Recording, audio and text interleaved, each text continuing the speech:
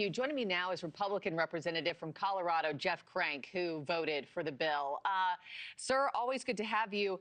There are provisions in the bill, of course, about no tax on tip and overtime, but there are caps and stipulations that Alicia just pointed out as well in her reporting.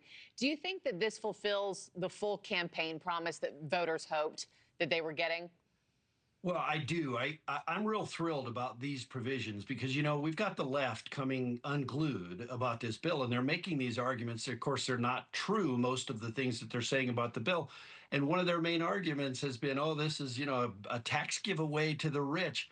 Well, the caps prove that these aren't tax giveaways to the rich. These are for middle income Americans. And, I think finally, as a country, we've decided to write a tax bill that does benefit average Americans. You talked about it. I mean, the tax on tips, up to $25,000, you won't get taxed on those. These are great provisions. Overtime, I look at that and what that will do for our first responders, for our police, for our law enforcement, and others who usually have a lot of overtime. This is really a boon for them, and it breaks the Democrat narrative that this is somehow, some tax scheme and giveaway for the rich.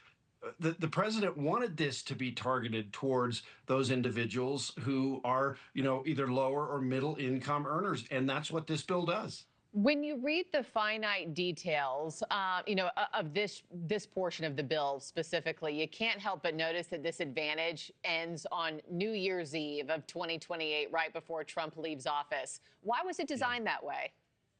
Well, I mean, I'm not on the Ways and Means Committee. I can't speak to exactly why it was done. But look, for every year that you expand this tax break, it costs money. We had folks on the left who were saying that $4.5 trillion worth of tax cuts was too much. Some of the Democrats were saying that. So they had to craft this in a way that it fit within the budget parameters that we had. I think the president was trying to fit in the promises that he made, which was no tax on tips, none on overtime, some on Social Security. He gave that break as well, and even auto loan interest. I mean, there's some new interesting tax savings in this bill for average working Americans. But in order to fit it all in, the CBO scored certain things, and we had to fit within those provisions to get it done. This is north of 900 pages, this bill is, and Democrats are saying the Republicans have just handed them a gift, calling it a threat to working class voters with cuts to Medicaid, food assistance, tax breaks for the wealthy. I mean, you've listed it all off. You've heard it all yourself. Your response to that, but also what are you telling your constituents who may lose out on those resources and some of those programs? Well, they're not going to lose out unless they decide to not work, for instance. On the Medicaid provisions and even the SNAP provisions, we're putting in the same work requirements that Bill Clinton put in on welfare many years ago. And many of the Democrats were fine with that. Look, I think most Americans believe if you're going to get Medicaid benefits, that it's reasonable to say, hey, if you're able-bodied, and again, I've heard Democrats say they're going to throw disabled people off of the program. That's the disabled citizens of the United States is really who Medicaid, the indigent and the disabled, that's who Medicaid is for. But over the last many years, they expanded it through Obamacare and other things.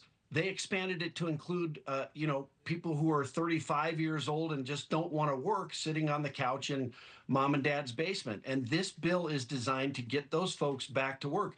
And, when they say they're going to get thrown off of Medicaid, what does that mean? They're going to go to work and they're going to get a job, and that job may provide them a better health care plan than Medicaid. That's what's going to happen to many of these folks, is they're going to get better health care through the private sector. We should welcome that in America because what we're spending on Medicaid now is unsustainable. Congressman Crank, I got to end it there, but thank you as always, sir, for taking the time with us here on Morning.